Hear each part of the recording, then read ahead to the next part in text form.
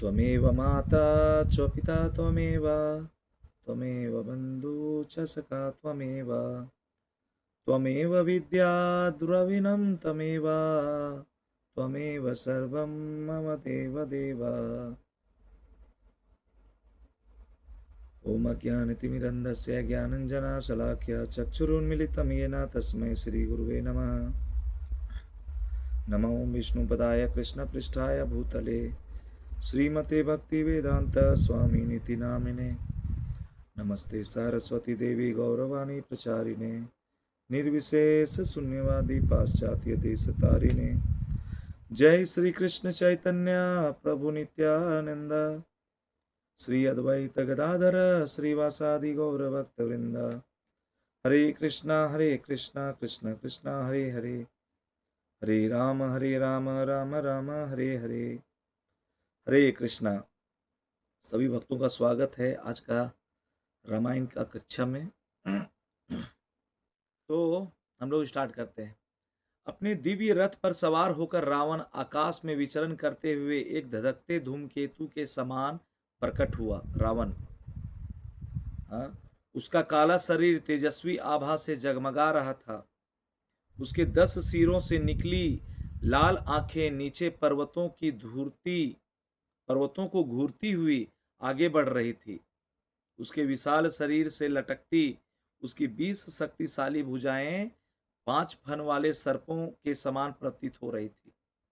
रावण की इतना वो ऐसे भी वो मतलब स्टार्ट से ही उसके अंदर ये असुरी स्वभाव था। रत्नों के सिंहासन पर विराजमान होकर वह मात्र अपने मन से ही अपने स्वर्ण रथ को नियंत्रित कर रहा था और वह हिमालय पर्वत माला पर तीव्र गति से आगे बढ़ रहा था। अपने मन से उस सोने के रथ को नियंत्रित कर रहा था। ऐसे रथ हुआ करते थे, है ना। और कहाँ जा रहा था? हिमालय पर्वत की तरफ। राक्षस अपने विजय अभियानों पर निकला हुआ था। राक्षस अपने विजय अभियानों पर निकला हुआ था। उसके चारों ओर हजारों राक्षस उड़ रहे थे। रावण के जब वो जा रहा था हिमालय पर्वत की तरफ, तो चारों ओर उसके राक्षस उड़ रहे थे, जिनके हाथों में तलवारें, कांटेदार भाले, नुकीली गदाएं और लोहे के डंडे थे। और ये सभी हथियार खून से सने हुए थे। कुछ राक्षसों के सिर बाघों जैसे थे। राक्षस के सिर बाघ जैसे थे, कुछ के गधे जैसे थे और कुछ के भयंकर राक्षसों जैसे, है ना। इस तरह के राक्षस हुआ करते थे। लेकिन कलयुग के राक्षस बहुत क्यूट लगते हैं देखने में, मीठे मीठे वचन बोलते हैं। वो साफ साफ दिखते भी नहीं है कि राक्षस हैं कि नहीं, है ना। लेकिन उस समय त्रेता युग में, रावण के समय में राक्षस ऐसे दिखते थे, साफ साफ दिखते थे, बड़े बड़े सिंह वाले, दांत वाले। हाँ? उन्होंने रत्नों से जड़े लोहे के कवच पहने हुए थे और चमकदार सोने की बालियां और अन्य चमकीले आभूषणों से सजे हुए थे। वो सभी राक्षस जो रावण के आसपास उड़ के जा रहे थे। रावण को घेरे हुए वे काले बादलों की तरह दिख रहे थे, मानो बिजली ने सूर्य को ढक लिया हो। इस तरह से अन्य राक्षस जो रावण को घेर के जा रहे थे, है ना, चारों तरफ से घेरे हुए थे। अनेक राक्षस थे, सैकड़ों सैकड़ों राक्षस थे। रावण जब चलता था तो ऐसे थोड़ी चलता था। तो कभी कभी आप ध्यान में देखिएगा, ये कलयुग के राक्षस भी इसी तरह चलते हैं। उनके साथ आगे पीछे बहुत सारे रहते हैं लोग, और सब इसी तरह आगे आगे जा रहे होते हैं। आगे आगे या बीच में ही होते हैं, चारों तरफ से घेरे हुए रहते हैं इस कलयुग के राक्षस। हाँ, बड़े बड़े कारों में, उनका तो रथ यही है ना, 4 व्हीलर। चारों तरफ 4 व्हीलर नजर आते हैं। तो मतलब हम भी लूटे, तुम भी लूटो, सब मिल के लूटो। और तो खैर, जिनके अंदर आसुरी प्रवृत्ति है उनका मैं चर्चा कर रहा हूं, है ना। सभी बोलते हैं रावण देवताओं को भी युद्ध में पराजित करना चाहता था। उसका बस यही सब लक्ष्य था, यही तो प्रॉब्लम था उसका। हाँ, वो सोचता था देवता हमसे दिव्य कैसे हो सकता है भाई। उन देवताओं को भी युद्ध में पराजित करना चाहता था। ब्रह्मांड में अपनी सर्वोच्च शक्ति स्थापित करने के लिए वह उच्च लोकों में गया और शक्तिशाली योद्धा गंधर्वों और यक्षों की सेनाओं को परास्त किया। सबको परास्त किया जाके, हाँ, उच्च लोकों में जाके। हाँ, जितने भी शक्तिशाली योद्धा थे, गंधर्व थे, हाँ, यक्ष थे, सभी को परास्त किया। अब वह अपने सगे भाई और देवताओं के कोषाध्यक्ष कुबेर के साथ हुई विजयी लड़ाई से लौट रहा था। देख रहे हैं, उनके जो सगे भाई है, हाँ, और देवताओं के कोषाध्यक्ष जो कुबेर हैं, उनके साथ विजय होके लौट रहे थे। रावण ने कुबेर को पीछे हटने पर मजबूर कर दिया था और कुबेर ने अपना अद्भुत रथ, जो समस्त लोकों में पुष्पक के नाम से जाना जाता है। पुष्पक का नाम सुना है क्या आप लोगों ने? हाँ प्रभु, सुने हैं पुष्पक विमान प्रभु। हाँ, तो वो पुष्पक बोलते हैं कुबेर और से। राम को लेने के लिए कुछ पुष्पक विमान आया है प्रभु, जब वनवास से हाँ लौटेंगे आएगा प्रसंग। जी जी, कुबेर से हार, कुबेर से बोलते हैं हार गया था, है ना। सभी राक्षसों के अधिपति निर्भीक रावण ने पुष्पक से नीचे जंगलों की ओर देखा। वह दृश्य अत्यंत शांत था। वो जो नीचे, जब वो पुष्पक में बैठे हुए जब नीचे वो देखा, तो बोलते हैं वो दृश्य पूरा शांत था। वृक्षों के बीच अनेक हरे भरे मैदान थे जो विभिन्न प्रकार की जंगली झाड़ियों और वन्य फूलों से ढके हुए थे। क्रिस्टल जैसे झरने रंग बिरंगी चट्टानों पर गिर रहे थे। वो जो झरने थी, रंग बिरंगे जो चट्टान थे, बड़े बड़े पेड़ पहाड़ पत्थर थे, उसके ऊपर वो झरने गिर रहे थे। कमलों और हंसों से भरी झीलें पर्वतीय पठारों से चमक रही थीं, जबकि राक्षसों के समूह ऊपर आसमान में मंडरा रहे थे। उस समय प्रकृति था, ओरिजिनल में जिसको बोलते हैं ना प्रकृति।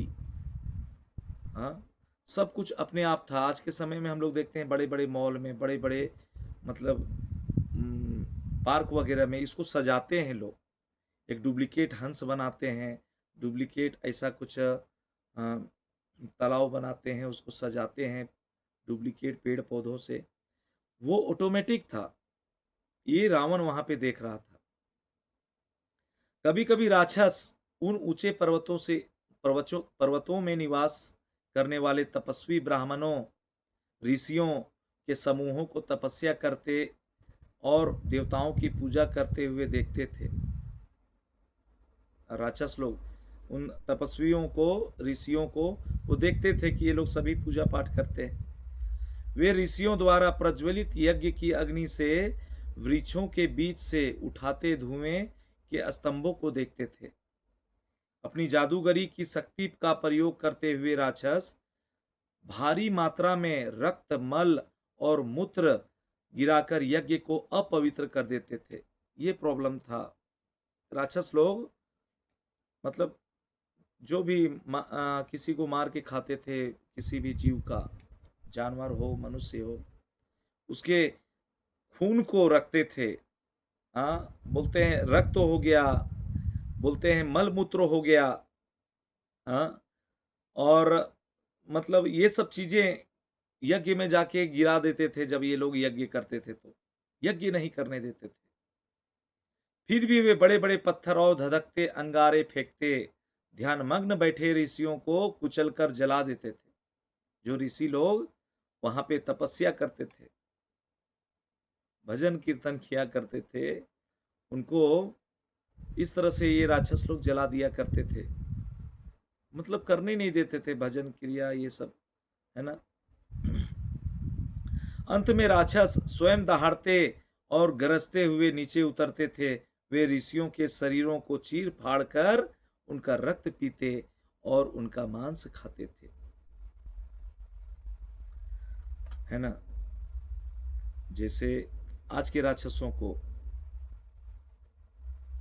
वो आते हैं इस पृथ्वी पे कुछ और करने, लेकिन आसुरी जो प्रवृत्ति है उनकी, उनको इस मांसाहार में, नांसापान में लगाती है। हाँ, वो राक्षस लोग आते थे, उनको धधकते आग से जला देते थे, यज्ञ नहीं करने देते थे, बड़े बड़े चट्टाने फेंक देते थे इनके ऊपर। हाँ, फेंकने के बाद फिर वो नीचे आके इनको चीर फाड़ के खाते थे। तो बोलते हैं रावण पुष्पक रथ को अपनी इच्छा अनुसार चलाते हुए देखकर प्रसन्न हुआ। उसके भाई कुबेर को ऐसे भव्य रथ को खोने का बहुत दुख होगा। यह रथ किसी रथ से अधिक हवा में तैरते देवताओं के नगर जैसा प्रतीत होता था, है ना। इसकी भुजाओं पर असंख्य खंभे लगे थे, जिन पर मूंगे से जड़े सुनहरे महल बने थे। हाँ, उस मतलब उस रथ के ऊपर, उस विमान के ऊपर, पुष्पक रथ के ऊपर, है ना, सुनहरे महल बने हुए थे, मूंगे से, मूंग मोती से बने हुए। रत्नों से बने विशाल फर्श सोने के शेरों और बाघों की मूर्तियों पर टिके थे। सुनहरे पत्तों और फलों से जगमगाते कृत्रिम वृक्षों के झुरमुट सफेद कमलों से भरे बड़े बड़े तालाबों को घेरे हुए थे। इन निर्मल तालाबों में हाथी और हाथी दांत के हाथी बने हुए थे और चांदी की देवियां विराजमान थीं। पूरे रथ पर मोतियों के जाल और दिव्य फूलों की मालाएं लटकी हुई थी। यह रथ अनगिनत मूल्य पत्थरों से जड़ा हुआ था और इस पर भेड़ियों, शार्क और भयंकर भालुओं की सोने की नक्काशी की गई थी, है ना। इसके ऊपर मतलब पूरे इस पुष्पक जो रथ था, इसको पूरी तरह से सजाया गया था, एकदम बोलते हैं मोतियों से इनको पूरा जड़ा गया था ऐसा।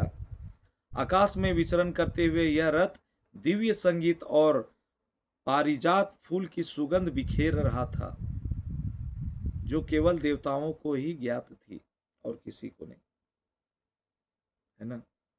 जैसे ये जो पुष्पक विमान है ना, जितना सजाया गया, दिखाया जा रहा है कि चारों तरफ से एकदम फूल, हार, मोती पूरा लटकाया हुआ, तो हम लोग इसी चीज का आज भी अनुसरण कर रहे हैं। कभी भी ध्यान दीजिएगा, कोई विजयी होके आता है, कभी भी देखिएगा किसी को, आजकल तो लोग शादी भी करते हैं तो सोचते हैं हम विजयी होके आ रहे हैं, बेचारा जीवन भर रोता है। हाँ? वो गाड़ी देखते होंगे, वो बारात जाता है, पूरे गाड़ी को सजा धजा के सब कुछ करके उधर से पूरा धूम धड़ाके विजय होके आता है अपने घर, और फिर पूरा दुनिया से वो जीत जाता है, लेकिन घर में परास्त हो जाता है। और आप ये भी देखिए, जितने भी आज के कलयुग के जो राक्षस हैं, जो जिसके अंदर आसुरी गुण हैं, वे भी जरूर कुछ वैसा दिव्य होता है। जैसे मान के चलिए कोई कोई इलेक्शन में जीत गया, हाँ, तो उनका भी देखिए इसी तरह पूरा सजा धजा के उसका स्वागत किया जाता है। हम लोग सोचते हैं ये सब वही हमारा, हम अपनी पुरानी प्रथाओं को इस मतलब यूज करते हैं, उसी चीज़ों को आज भी हम लोग उसका अनुसरण कर रहे हैं।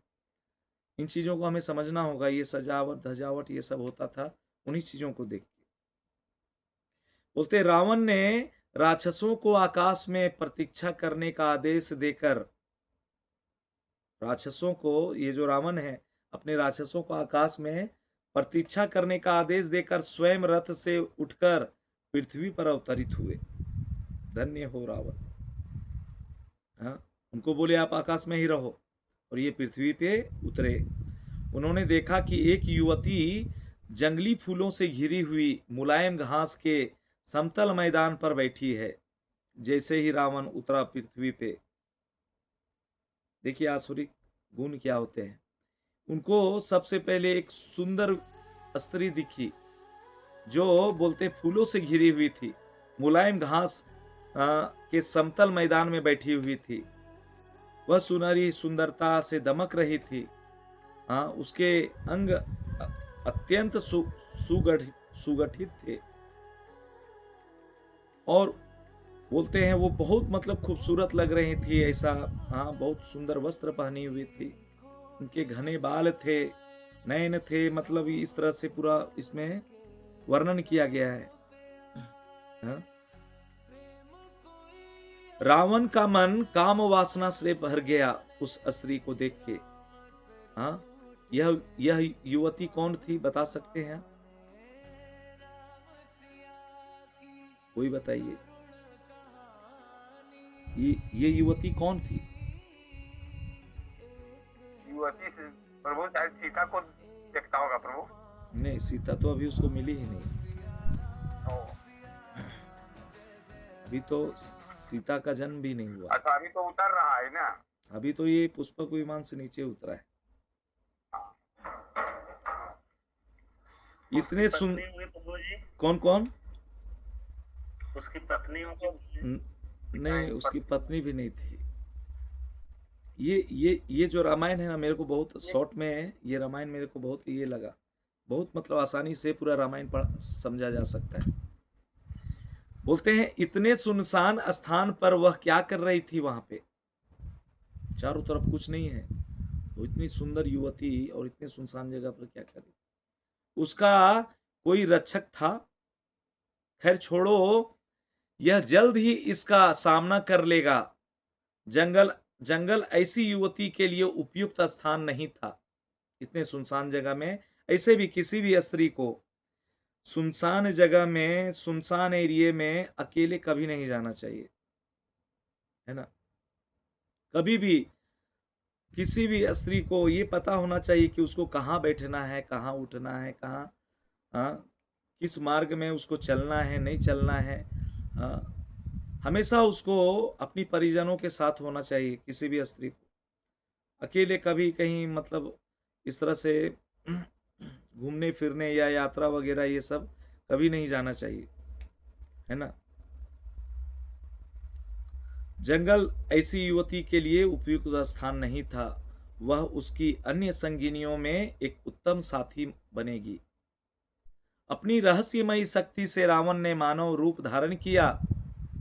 वो कुछ भी रूप धारण कर सकता था। उसके पास उतना शक्ति था। मनुष्य रूप धारण कर लिया और कन्या के पास पहुंचा। वो जो कन्या थी, उसने ऊंची आवाज में बोलते हुए कन्या की तल्लीनता भंग कर दी। कोई इतना सुंदर हो, मतलब स्त्री होगी, इतनी मतलब मासूम होगी, उसके पास जाके हे, मतलब अपना आवाज में रावण जैसे ही वहां पे कुछ बोला तो उसका तो आवाज ही वैसा था भाई। उसका एकदम हालत खराब कर दिया, मतलब डर गई।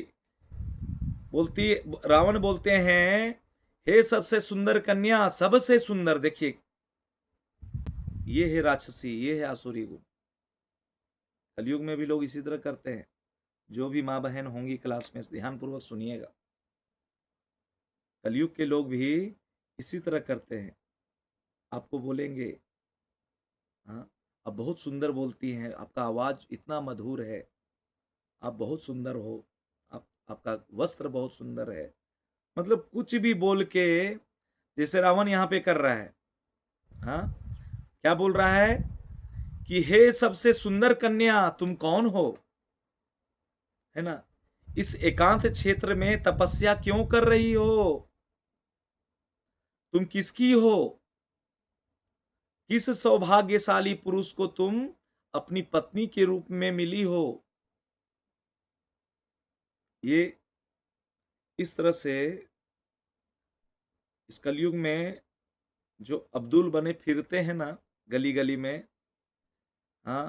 जो कि मतलब अब्दुल मैं बोल रहा हूं, उसमें हिंदू लोग भी हैं, ऐसा नहीं मतलब केवल टारगेट किया जा रहा है मुसलमान। ये ऐसे लोग होते हैं, ऐसे प्रवृत्ति के लोग होते हैं, उनके अंदर ऐसा ये होता है।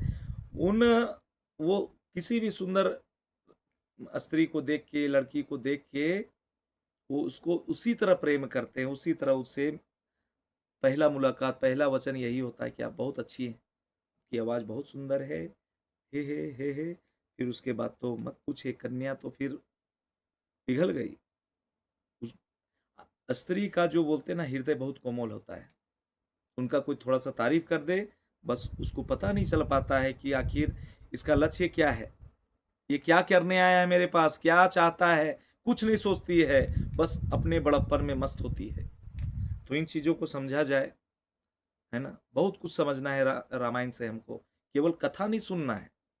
अपने आचरण में लाने के लिए हम क्या-क्या सीख सकते हैं, इस रामायण से हम लोग सीखने का प्रयास करें। राक्षस स्त्री के आकर्षण का विरोध नहीं कर सका। हाँ? जैसे ही उसने उस लड़की के मोहक रूप को निहारा, उसकी वासना बढ़ती चली गई। किसकी वासना यहाँ बढ़ रही है? कहिए। रावण की प्रभु जी। रावण की वासना बढ़ती चली गई। वह हंसा और उसके जवाब का इंतजार करने लगा। रावण, इतना पूछ लिया, आप कौन हो? सबसे सुंदरी कन्या आप हो कौन? हाँ, किसका इतना सौभाग्यशाली कौन ऐसा व्यक्ति है जिसको आप पति मानती हो? हाँ, बोलते हैं ना, दूध को दही बना के मोहना बोलते हैं। यहाँ पे रावण का प्रवृत्ति देखिए, वो है क्या, लेकिन उसकी वाणी से कुछ ऐसा मधुर निकाल रहा है जिससे वो इस स्त्री को आकर्षित कर ले, है ना? उस लड़की ने अपनी काली आंखें पूरी तरह खोली और रावण की ओर देखा। उसे अपने आश्रम में अतिथि के रूप में देखकर उसने आदरपूर्वक अपना नाम बताया। क्या नाम था? सबसे पहले वो अपना सीता प्रभु जी। नहीं, सबसे पहले वो अपना नाम बताती हैं। उसका नाम था वेदवती, है ना?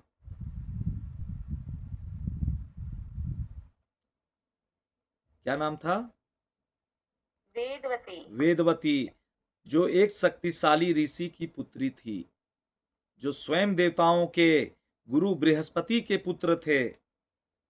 हाँ, लज्जापूर्वक नीचे देखते हुए उसने कहा, देखिए, ये होती थी वेदवती, लज्जापूर्वक बोल रही, नीचे देख के बात कर रही थी, रावण की तरफ नहीं, है ना? लज्जापूर्वक नीचे देखते हुए उनसे कहा, मैं पवित्र वेदों के अवतार के रूप में जन्मी हूं। पवित्र वेदों के अवतार के रूप में जन्मी हूं। मेरे पिता को अनेक देवताओं और अन्य दिव्य प्राणियों ने विवाह के लिए चाहा, परंतु समस्त लोकों के स्वामी विष्णु के सिवा कोई मेरा पति नहीं हो सकता। ये वेदवती बोल रही है ना? समस्त लोकों के जो स्वामी हैं विष्णु, उसके अलावा मेरा कोई पति नहीं हो सकता। अतः मैं यहाँ भगवान के ध्यान में लीन होकर उनकी कृपा की प्रतीक्षा कर रही हूँ कि मेरे ऊपर वो कृपा करें। हाँ, मैं उनको पति के रूप में मान रही हूँ और मैं उनके अलावा मेरा कोई पति नहीं हो सकता। अगर कोई ऐसे मान के चलिए, आज कलयुग में कोई आपको बहुत मीठा मीठा बोल के आपको कंट्रोल करने का प्रयास कर रहा है और आप उसको बोल दें कि नहीं, हम तो भगवान के अच्छे भक्त हैं, हमारे, हाँ, लोग आजकल बोलते हैं ना, सिंदूर भी लगाते हैं छिपा के। अरे भाई, इसका क्या मतलब है? क्यों लगाते हैं भाई? कोई माता जी बताएंगी? हरे कृष्णा। प्रभु जी, वो मतलब छिपा कर इसलिए लगाती है कि मतलब अब स्टाइल के रूप में कर दी प्रभु जी। वो स्टाइल स्टाइल भी फैशन के रूप में प्रभु, फैशन के रूप में कि जिसमें हमरा लिखे नहीं कि लगाओ, जबकि पहले की महिलाएं पूरे मांग में सिंदूर लगाती थी। यस, वो दिखावा अब करती। इसको स्टाइल कर दी प्रभु जी, जैसा साड़ी वैसा सिंदूर प्रभु जी।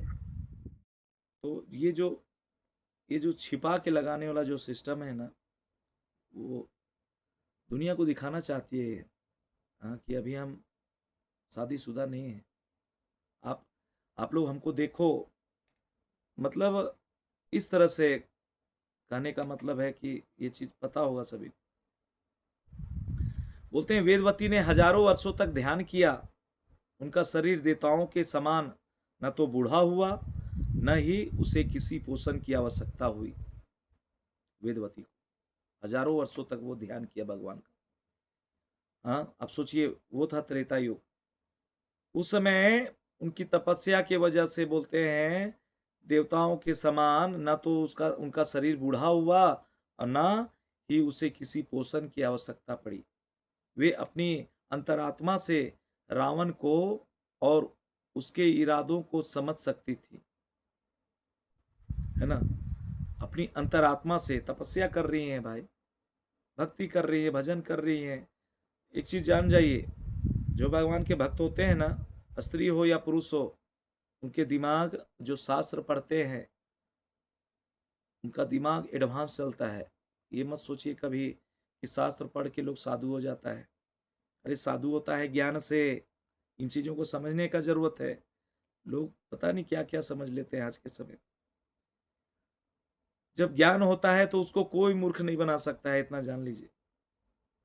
तो वो समझ सकती थी कि रावण के मन में क्या चल रहा है, वो किस लिए आया है मेरे पास।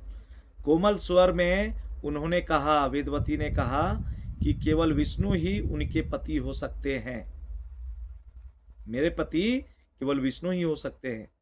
वह असीम सर्वशक्तिमान और सर्वदर्शी भगवान है और उन्होंने केवल उन्हीं को चुना है। वे किसी और की नहीं हो सकती। रावण को पहले की तरह अपने मार्ग पर आगे बढ़ना चाहिए। बात कर रही हैं रावण से, लेकिन सामने नीचे देख के बात कर रही है। हाँ, पृथ्वी माता को देख के बात कर रही है। हाँ, कि आपको आगे बढ़ना चाहिए। आप जिस कार्य से जा रहे हैं, आप निकलते रहिए। बेकार का आप समय बर्बाद कर रहे हैं। मेरा पति केवल हो सकता है तो केवल भगवान ही हो सकते हैं, विष्णु ही हो सकते हैं। रावण फिर हंसा। यहां रावण इतना सुनने के बाद फिर हंस रहा है। वह इस सुंदर स्त्री को छोड़ने वाला नहीं था। यही तो प्रॉब्लम था रावण के अंदर, जिद्दी था। जो चीज देख लेता था वो अपना ही मान लेता था। जो उसको पसंद आ गया अपने मान लिया। जैसे आज के समय में कलयुग के रावण लोग, हाँ, उसको जो पसंद आ गया उसको हासिल करने के लिए कोई भी कर्म करने को तैयार है, कोई भी पाप करने को तैयार है। उसके लिए वो संघर्ष करता है, लड़ता है, लोगों को दुख देता है, परेशान करता है और उसको हासिल करता है। नाश होना तय है, जैसे जैसे कि यहाँ रावण का दिखा रहा है। उस सुंदर स्त्री को छोड़ने वाला नहीं था। अपने कट्टर शत्रु विष्णु का नाम सुनकर उसका दृढ़ संकल्प और भी प्रबल हो गया। कट्टर शत्रु बताया जा रहा है। विष्णु का नाम सुन के वो और मतलब थोड़ा सा अंदर से क्रोधित हुआ और उसका संकल्प बोलते हैं प्रबल हो गया कि अब तो हमको हासिल करना ही है, इस सुंदर स्त्री को अब तो नहीं छोड़ेंगे। राक्षस की आवाज गरजती हुई गूंज उठी। हाँ, बोलता है राक्षस, ये रावण बोलता है, हे सुडौल स्त्री, तुम्हारा तपस्या करने का संकल्प तो केवल वृद्ध स्त्रियों को ही शोभा देता है। जो तुम तपस्या कर रही हो, ये सब वृद्ध स्त्रियों को करना चाहिए। हाँ, देखिए कैसे मतलब किस भाषा में बात कर रहा है रावण। उसको शोभा देता है। तुम अपनी क्षण भंगुर जवानी इस तरह क्यों बर्बाद कर रही हो? मैं रावण हूं, राक्षसों का स्वामी, जो राक्षसों की सबसे शक्तिशाली जाति है। मैं वो रावण हूं, ऐसा बता रहा है वेदवती को। मेरी पत्नी बनो और मेरे साथ मेरी राजधानी लंका में रहो। वह स्वर्ण नगर जिसे मैंने देवताओं से छीन लिया था। वैसे यह विष्णु कौन है? हाँ? तुम उस राजधानी लंका में निवास करो मेरी पत्नी बन के। सोने की लंका है पूरा, सब कुछ है वहां। तुम्हारे आगे पीछे बहुत सारी नौकरानियां लगी रहेंगी। तुम्हें किसी चीज का कोई कमी नहीं होगा। सुंदर वस्त्र, सुंदर गहने, सब कुछ यहाँ पे लोभ लालच देता है रावण। फिर पूछता है, वैसे यह विष्णु कौन है भाई? देखिए रावण बोल रहा है, वैसे ये विष्णु कौन है? रावण ने विष्णु का उपहास किया, बोलता है कि ये विष्णु है कौन? हाँ, जिन्हें वह समस्त देवताओं का स्वामी मानता था। वो बस इतना ही सोचता था, सारे देवताओं के वो स्वामी है। वो भी मतलब सोचता था वो भी एक देवी देवता है, इन देवताओं को तो मैं परास्त कर दिया, तो विष्णु कौन सा गली का मतलब मूल्य है ऐसा। अहंकारी राक्षस को किसी भी सार्वभौमिक सत्ता की परवाह नहीं थी। उसे ब्रह्मांड के निर्माता द्वारा वरदान प्राप्त था, ब्रह्मा जी से वरदान मिला था और वो इतना पावरफुल बना था। देखिए मूर्ख लोग तो यही लगता है, जब वो कुछ हासिल करके वो पावरफुल बन जाते हैं ना, तो उनको लगता है कि मैं पावरफुल हूं, ये पावर मेरे से ही निकल रहा है ना, जैसे रावण यहां सोच रहा है। हाँ, मतलब वो भगवान के नाभि कमल से निकले कमल से जो ब्रह्मा जी आए, उनसे इनको वरदान मिला है और ये अपने आप को पावरफुल समझ रहे हैं, है ना। जिन्होंने राक्षस को ऐसा आशीर्वाद दिया था कि उसे लगभग कोई भी प्राणी, ये ब्रह्मा जी यही ना उनको दिए थे, कि कोई भी प्राणी, न देवता और न राक्षस उसे मार सकता है, कोई नहीं मार सकता। रावण इच्छानुसार रूप बदल सकता था। वेदवती द्वारा विष्णु का उल्लेख भी उसे जरा विचलित नहीं कर पाया। विष्णु जी का जो उल्लेख की वेदवती, हाँ, रावण को जरा सा भी विचलित नहीं कर पाया। वह कन्या के सामने मुस्कुराता हुआ खड़ा था। रावण, हाँ, उसकी आंखें वासना से भरी हुई थी। रावण द्वारा विष्णु का उपहास करते सुनकर वेदवती क्रोधित हो उठी। हाँ, वेदवती को गुस्सा आया कि मेरे स्वामी, जिसको मैं पति मान चुकी हूं, जो मेरे भगवान हैं, उसके बारे में ये सब बोलने की हिम्मत कैसे हो रही है। क्रोधित हो उठी और उन्होंने राक्षस को फटकारा, रावण को फटकारा। उन्होंने उसे तुरंत वहां से चले जाने को कहा। वेदवती बोलती है, तुम यहां से चले जाओ, ताकि वह परम देवता के प्रखर क्रोध को भड़का न दे। जो परम देवता है, हाँ, आप ऐसे बोल रहे हो, कहीं वो सुने ना तो फिर कुछ लीला नहीं आगे होने देंगे, यहीं समाप्त कर देंगे सब कुछ। ऐसा रावण मुस्कुराया। यह प्रखर स्त्री उसके लिए आदर्श संगिनी सिद्ध हुई। ये भी तो देख रहा है ना, रावण परम ज्ञानी था भाई, लेकिन इसका मेन है कि संग ऐसा था, आचरण ऐसा हो गया था, आसुरिक स्वभाव हो गया था इसका, जिसके कारण से ये रावण कहलाया, असुर कहलाया, है ना। वो तो समझ रहा है कि देखो बहुत मतलब आदर्श स्त्री है ये, बहुत संस्कार इसके अंदर भरा पड़ा है, ये भी चीज वो समझ रहा था। वह आगे बढ़ा और उसके लंबे बालों को पकड़ लिया। किसके लंबे बालों को पकड़ा रावण ने? वेदवती के। वेदवती ने तुरंत एक शक्तिशाली संस्कृत मंत्र का उच्चारण किया। जैसे ही बाल पकड़ा रावण ने, हाँ, संस्कृत मंत्र का उच्चारण किया, जिससे क्षण भर के लिए राक्षस का आगे बढ़ना रुक गया। वो बाल तो पकड़ लिया था, लेकिन जैसे ही वो संस्कृत में एक मंत्र का उच्चारण किया वेदवती ने, रावण ना आगे बढ़ पा रहा है ना पीछे। उसने हाथ उठाया और अपनी रहस्यमयी शक्ति से उसके बाल काट दिए। राक्षस रावण ने वेदवती के बाल काट दिए। राक्षस आश्चर्यचकित होकर पीछे गिर पड़ा। भाई ये कौन है? हाँ, और वेदवती क्रोधित होकर बोली, बाल काट देने के बाद कोई भी स्त्री का बाल काट दीजिए आप या कुछ उसके साथ, हाँ, तो क्रोधित हो गई वेदवती। अब यहाँ पे बोलती हैं, हे दुष्ट, मैं अब तेरे स्पर्श से अब अपवित्र हुई, इस शरीर को त्याग दूंगी। तूने मेरा अपमान किया है, इसलिए मैं केवल तेरे विनाश के लिए पुनर्जन्म लूंगी। पृथ्वी से प्रकट होकर मैं एक सदाचारी पुरुष की पवित्र पुत्री बनूंगी। हाँ, पृथ्वी से प्रकट होकर मैं एक सदाचारी पुरुष की पवित्र पुत्री बनूंगी। उस जन्म के फलस्वरूप तेरा और तेरे समस्त वंश का नाश होगा। कौन है अब बताइए? वेदवती कौन है? प्रभु जी, सीता माता। माता सीता है।